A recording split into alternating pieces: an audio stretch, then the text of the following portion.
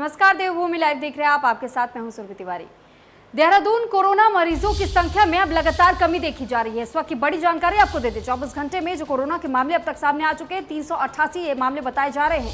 एक दिन में कोरोना से 15 लोगों की जान भी जा चुकी है। तो एक दिन में 15 लोगों ने जहां एक और दम तोड़ा है, तो वहीं कोरोना से अब तक 6,878 लोगों की जान गई है।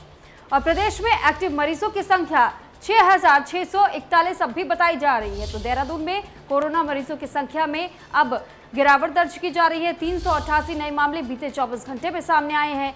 एक दिन में कोरोना से 15 लोगों की मौत हुई है और कोरोना से अब तक कुल 6,878 लोगों की जान देहरादून में जा चुकी है। प्रदेश में एक्टिव मरीजों की अगर बात की जाए तो ये संख्या फिलहाल 6,000 के पार बताई जा रही है।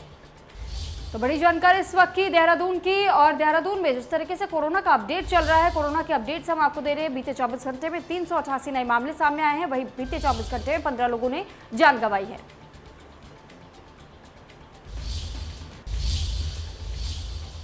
और इस बीच एक और बड़ी खबर से रूबरू करवा देते हैं आपको। उत्तराखंड में ब्लैक फंगस का कहर लगातार जारी है। ब्लैक फंगस के मरीजों की संख्या बढ़कर के 356 हो चुकी है। ब्लैक फंगस से अब तक 56 लोगों की जान भी जा चुकी है। बीते कल हमने आपको इस बारे में बताया था कि 355 नए मरीज मिले, यानी कि एक और मरीज की वृद्धि हुई है और 356 मामले को हो चुके हैं ब्लैक फंगस के। तो ब्लैक फंगस का कहर लगातार उत्तराखंड में देखा जा रहा है, जिसमें कि अब तक 56 लोगों ने जान गंवा दी है, जबकि बीते कल यह आंकड़ा केवल 50 का था। लेकिन अब देखिए 6 और लोगों की जान ब्लैक फंगस की वजह से चली गई है। तो ब्लैक फंगस से अब तक कुल 56 लोगों की जानें जा चुकी है। वहीं जो कुल मामले ब्लैक फंगस से जुड़े हुए बताए जा रहे हैं, वो अब आंकड़ा बढ़कर के 356 हो चुका है।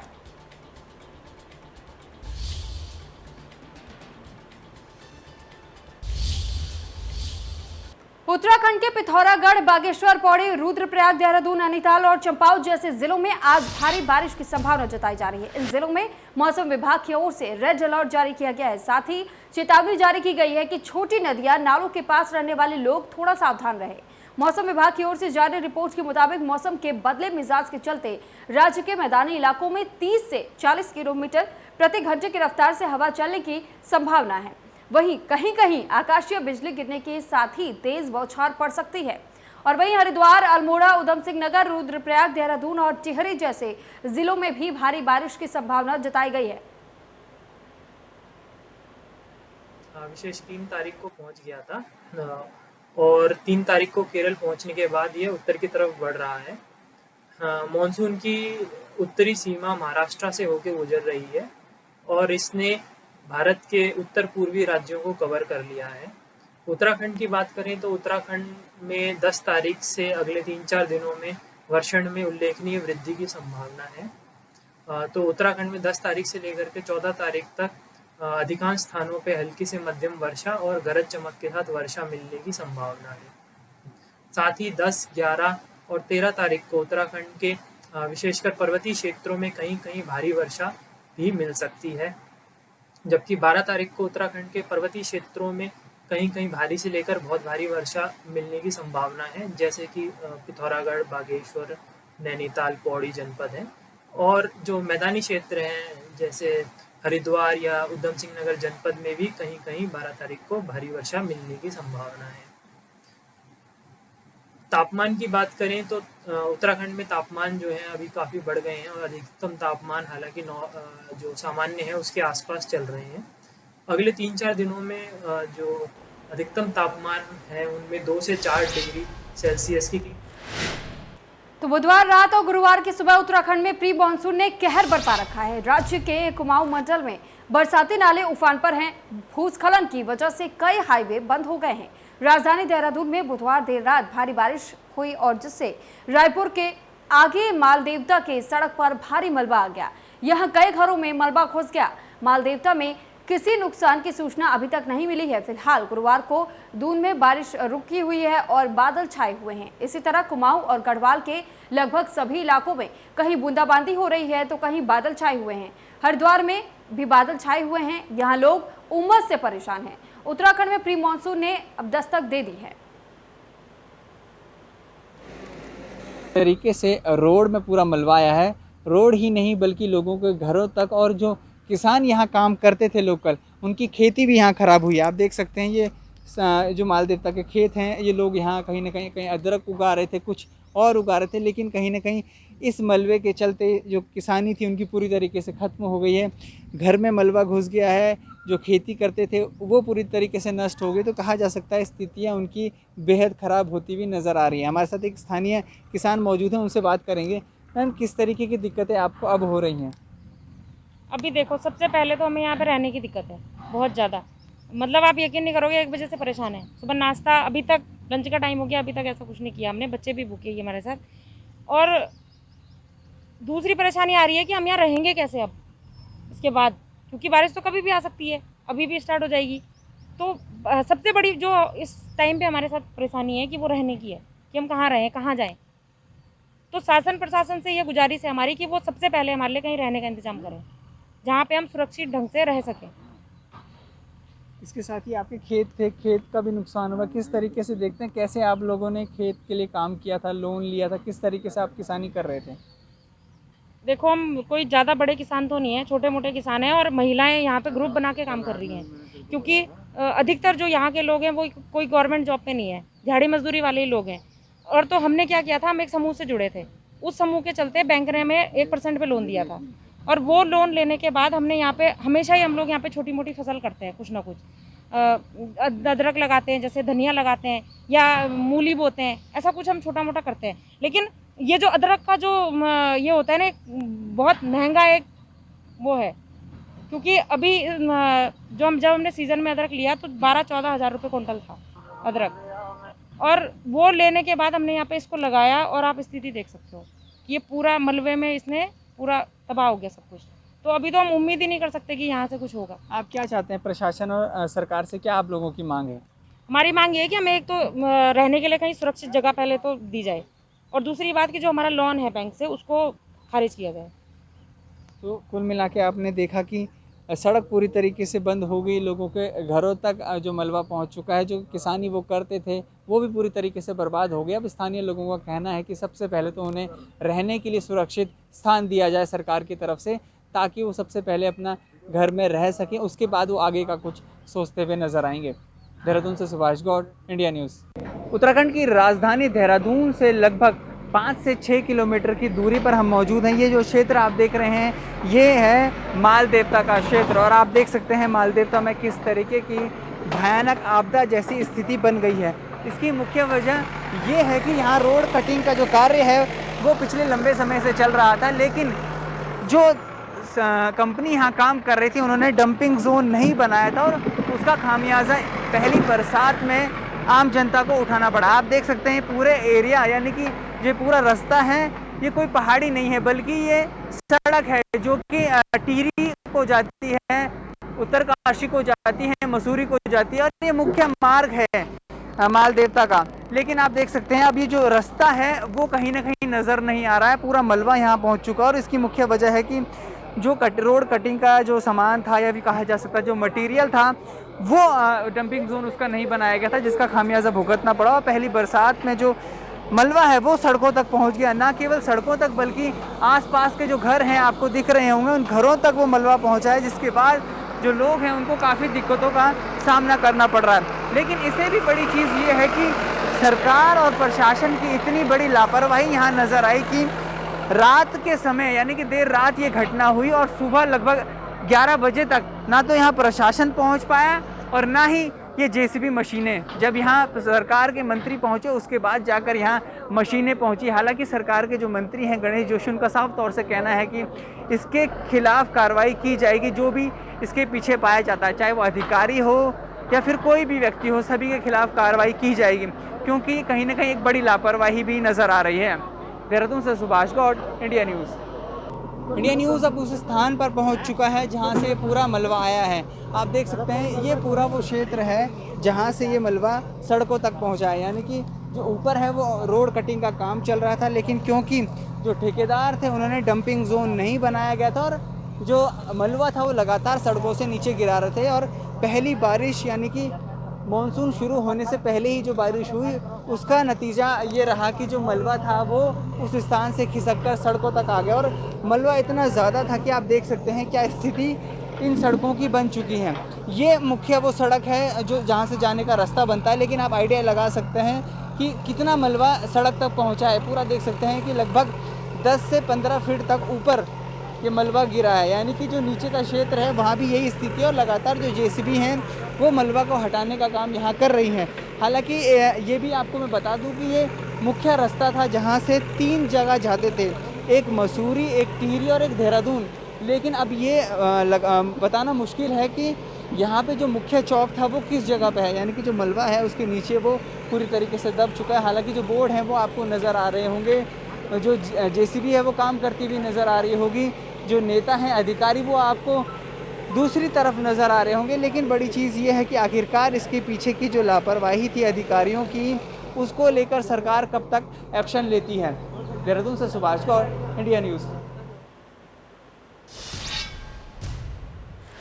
और वहीं उत्तराखंड में मौसम विभाग का अलर्ट बिल्कुल सही साबित होता नजर आ रहा है। देर रात से ही हल्द्वानी और आसपास के इलाकों में रुक रुक कर बारिश हो रही है, जिससे तापमान में गिरावट आई है।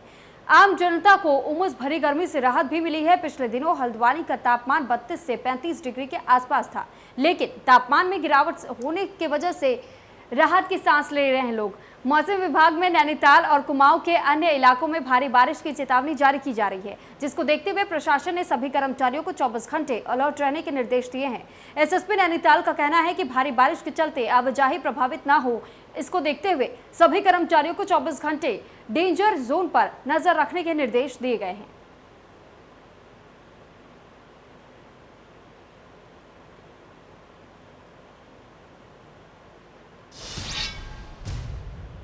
पहाड़ों की रानी मसूरी में गुरुवार को मौसम ने करवट बदल ली है। सुबह से हो रही हल्की बारिश और घने कोहरे से मौसम काफी सुहावना हो गया है, जिसका लोग जमकर लुत्फ उठा रहे हैं। मौसम में आ रहे पर्यटक बदले मौसम का लुत्फ उठाते हुए नजर आ रहे हैं। कोरोना कर्फ्यू के कारण पर्यटक अपने होटलों में ही रहकर मौसम का लुत्फ उठा रहे हैं। मसूरी में 2 दिनों में हो रही भारी गर्मी से लोगों को अब काफी राहत मिली है।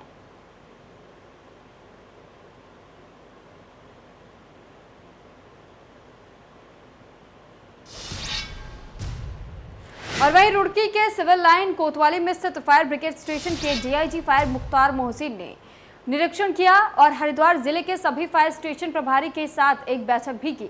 निरीक्षण करने के साथ ही डीआईजी ने कर्मचारियों की संख्या और फायर उपकरणों के बारे में भी जानकारी ली है। निरीक्षण के दौरान डीआईजी ने आने वाले मानसून को लेकर फायर स्टेशन की तैयारियों का भी जायजा लिया। उन्होंने जानकारी देते हुए बताया कि इस बार हमें रुड़की और भगवानपुर के फायर स्टेशन को एक नई गाड़ियां दी है, जिससे यहां पर फायर संसाधन और भी ज्यादा मजबूत हो जाएंगे और इससे फायर फाइटिंग और आपदा में हमारे विभाग की क्षमता में बढ़ोतरी हो जाएगी।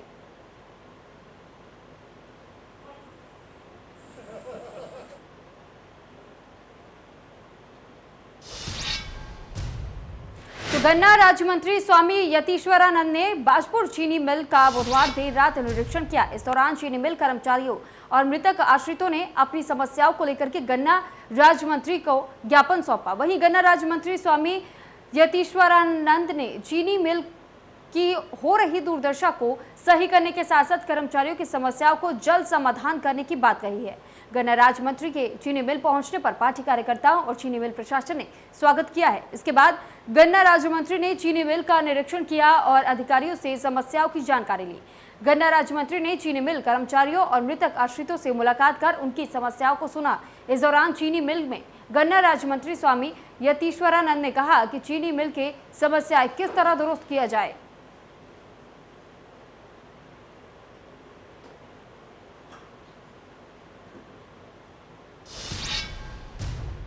वहीं रुड़की पहुंचे दिल्ली बीजेपी किसान मोर्चा के नवनियुक्त कोषाध्यक्ष प्रवेश गुप्ता का बीजेपी नेताओं और व्यापारियों ने जमकर स्वागत किया। देहरादून जाते समय बीजेपी किसान मोर्चा के नवनियुक्त कोषाध्यक्ष रुड़की में समाज सेवा विक्रांत त्यागी के आवास पर पहुंचे, जहां उनका स्वागत किया गया। इस मौके पर मेयर गौरव गोयल ने कहा कि रुड़की पहुंचने पर प्रवेश गुप्ता जी का स्वागत किया है। साथ ही उन्होंने ये भी कहा कि निश्चित रूप से पार्टी में नए लोग जुड़ने से राजनीति में नया आयाम स्थापित होगा। उन्होंने कहा कि सरकार द्वारा अब कोविड कर्फ्यू के द्वारा ढील देने के बाद से व्यापारियों में भी अब मुख्य खुशी की लहर देखी जा रही है। वहीं लोगों से अपील भी की गई है कि वैक्सीनेशन में भी सरकार का सहयोग करें, जिससे कोविड महामारी से सभी को जल्द से जल्द निजात मिल सके।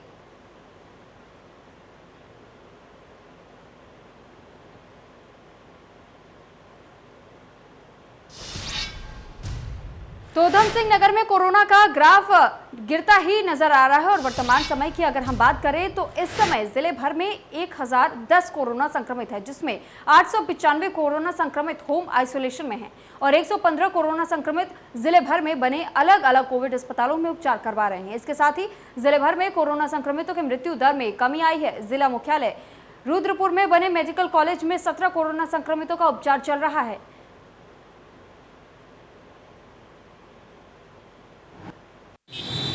अभी तक हमारे पास 1010 केस जो है हमारे टोटल एक्टिव केस हैं, जिसमें हमारे एक्टिव केस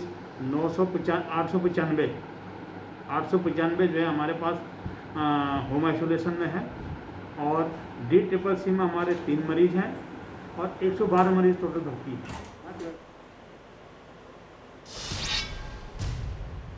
और वहीं ऋषिकेश हरिद्वार मार्ग पर बने हाईवे पर टोल बैरियर बनाया जा रहा है, जिसको लेकर के ग्रामीणों द्वारा लगातार विरोध प्रदर्शन किया जा रहा है। इस मुद्दे को लेकर के अब राजनीतिक पार्टियों के लोग अब वाहवाही लूटने के लिए लगातार प्रयास कर रहे हैं। बता दें कि उत्तराखंड के मुख्यमंत्री तीरथ सिंह रावत को बताया गया कि एक ही स्थान पर 2 टोल बैरियर लगाए जा रहे हैं, जो कि कानूनन गलत है। इसी को लेकर मुख्यमंत्री द्वारा आदेश दिया गया कि एक ही स्थान पर 2 टोल बैरियर न लगाए जाए। वहीं विधानसभा अध्यक्ष प्रेमचंद अग्रवाल, ऋषिकेश महापौर अनिता ममकई ने प्रेस कॉन्फ्रेंस की। विधानसभा अध्यक्ष प्रेमचंद अग्रवाल का कहना है कि उन्हीं के प्रयास से माननीय मुख्यमंत्री द्वारा टोल प्लाजा न लगवाने का आदेश दिया गया है। वहीं भाजपा प्रदेश अध्यक्ष मदन कौशिक द्वारा प्रेस वार्ता के दौरान कहा गया कि ये निर्णय पार्टी के आदेश पर लिया गया है, किसी के कहने पर नहीं लिया गया है।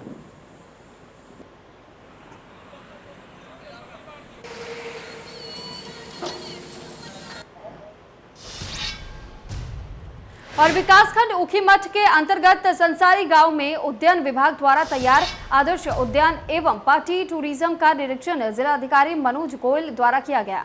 उद्यान विभाग द्वारा इस नर्सरी में विभिन्न प्रजाति के फलदार पौधे और सब्जियों की नर्सरी तैयार की गई है। जिलाधिकारी ने कहा कि स्थानीय स्तर पर किसानों को इसका लाभ मिलेगा, साथ ही उनकी आजीविका में वृद्धि भी होगी।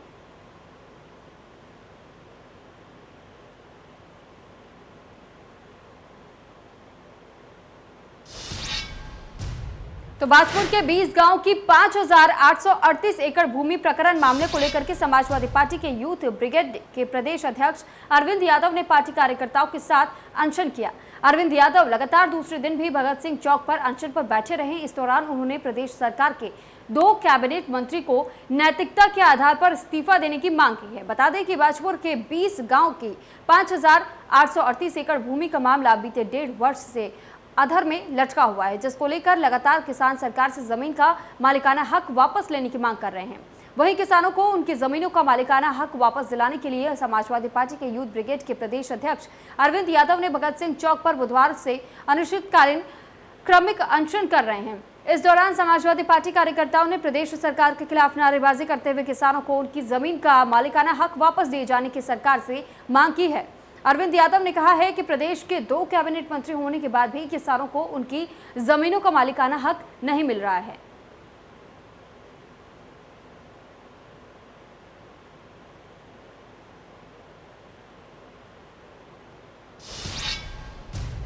तो उत्तराखंड में 4 धाम यात्रा खोले जाने की मांग को योग गुरु स्वामी रामदेव का भी अब समर्थन मिला है। एक कार्यक्रम के दौरान मीडिया से बात करते हुए स्वामी रामदेव ने कहा कि कोरोना संक्रमण का ग्राफ काफी नीचे गिर रहा है। अब सरकार को कोविड गाइडलाइंस का पालन करने की शर्तों पर 4 धाम यात्रा खोल देनी चाहिए, क्योंकि बीमारी से बचाव के साथ साथ लोगों का रोजगार भी जरूरी है। 4 धाम यात्रा के साथ बड़ी संख्या में लोगों का रोजगार जुड़ा हुआ है।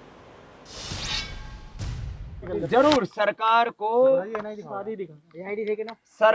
को अब कोरोना के नियमों का पालन करते हुए 4 धाम की यात्रा की भी छूट देनी ही चाहिए, क्योंकि इस पूरी चुनौती के बीच में भी लोगों की रोजी रोटी जो है वो छीननी नहीं चाहिए। जरूर सरकार को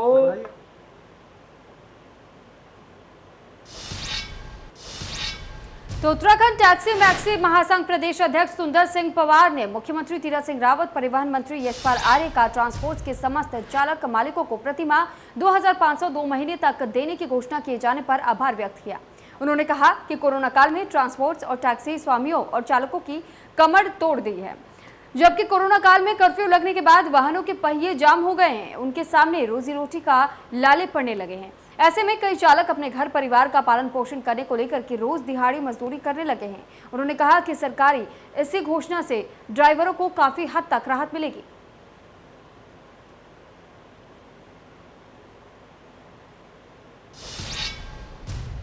और वहीं दूसरी ओर हरिद्वार में आज रोडवेज कर्मचारियों ने अपनी मांगों को लेकर के धरना प्रदर्शन किया। रोडवेज कर्मचारियों ने अपनी मांगों को लेकर के पूरे प्रदेश में 2 दिवसीय धरना आज से शुरू कर दिया है, जिसके तहत हरिद्वार में बस अड्डे और वर्कशॉप पर कर्मचारियों ने धरना प्रदर्शन किया। धरना प्रदर्शन करने वाले कर्मचारियों का कहना है कि उन्हें पिछले 5 महीने से सैलरी नहीं मिली है। जो लोग रिटायर्ड हो गए हैं उन्हें भी फंड का पैसा नहीं दिया गया है। कोविड-19 से हमारे 12 साथियों की मौत हुई है, उनके परिजनों को भी कोई मुआवजा नहीं मिला है, जिसकी वजह से रोडवेज कर्मचारियों के सामने आर्थिक संकट खड़ा हो गया है। अपनी मांगों को लेकर के आज ये 2 दिवसीय धरना शुरू किया गया है। 14 और 15 जून को भी प्रदेश भर में रोडवेज कर्मचारी 2 दिवसीय धरना प्रदर्शन करेंगे। मांगे न माने जाने पर उग्र आंदोलन करने की चेतावनी भी दी गई है। हम रोडवेज कर्मचारी से हैं और यह चालक पद पर कार्यरत है। 6 महीने से कर्मचारियों को तनख्वाह नहीं मिली, फंड का पैसा नहीं जमा हुआ, ना किसी का बीमे का पैसा जमा हो रहा है। हमारे कर्मचारी कम तनख्वाह में भी यहाँ काम कर रहे हैं। 6 महीने से तनख्वाह नहीं मिली, लोग बाग भूखे मर के भी काम कर रहे हैं। ना रिटायरमेंट वालों का पैसा मिल रहा है, किसी को कोई भुगतान नहीं हो रहा है। 1 साल हो गया, रिटायरमेंट वालों को कोई पैसा नहीं मिल रहा। जो 10-10 हज़ार रुपये के कर्मचारी है यहाँ से बेचारे 6 महीने से भूखे मर रहे हैं, मगर फिर भी ड्यूटी अपनी कर रहे हैं। किसी को भी तनख्वाह का भुगतान नहीं हो रहा। महामारी के दौर में हमारे 12 आदमी रोडवेज के मर गए, किसी को कुछ सुविधा नहीं मिली कि मतलब कोई पैसा नहीं मिला, सरकार ने कोई उनको ऐड नहीं दी। समस्या ये है कि दिसंबर तक का वेतन हमें मिला है। अब आप देख लीजिएगा, जनवरी, फरवरी, मार्च, अप्रैल, मई, जून आ गया, लगभग पूरे 5 महीने का तो ड्यू ही है। लोगों का फंड में पैसा जमा नहीं हो रहा है। सबसे लंबी बात तो वेतन की है, वेतन नहीं मिल पा रहा है। जिन लोगों ने डिपार्टमेंटल LIC करा रखी है उन लोगों को LIC के पैसे भी उन लोगों के जमा नहीं। फिलहाल देवभूमि लाइव में मेरे साथ इतना ही। आप बने रहिए इंडिया न्यूज उत्तर प्रदेश उत्तराखंड के साथ। नमस्कार।